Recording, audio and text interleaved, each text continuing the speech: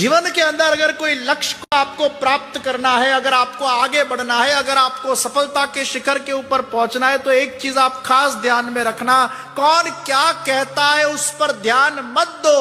आपको क्या करना है और आपको कहां जाना है और आपको कौन से लक्ष्य को पाना है, उस पर आप ध्यान केंद्रित कीजिए। कौन क्या कहता है उस पर ध्यान मत दो। बહેરા બની જવાનું। ભક્તિ કરવા જઈએ તો વળી પાછા અમુક કે ભગતડો થઈ ગયો, ભગતડી થઈ ગઈ। અત્યારે આ ઉંમરે ભક્તિ થાય?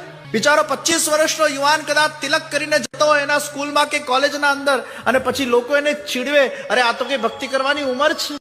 જરા પણ ગભરાશો નહીં, તમે તિલક કરીને જાઓ। તિલક આપણું ગૌરવ છે ને એક વસ્તુ યાદ રાખવાની જરૂર છે કે જીવનના અંદર ક્યારે પણ તમે અગર સતપથ પર આગળ વધતા હો, સત્યના માર્ગે આગળ વધતા હો, પરમાત્માના માર્ગે આગળ વધતા હો, ધર્મના પથ પર પથિક બનીને આગળ વધતા હો, તો કોઈનાથી ગભરાવાની જરૂર નથી, કારણ કે તમે કંઈ ખોટું નથી કરી રહ્યા। પણ હા, ખોટું કરતા પહેલા 10 વાર વિચાર કરજો કે ઈશ્વર મને જોઈ રહ્યો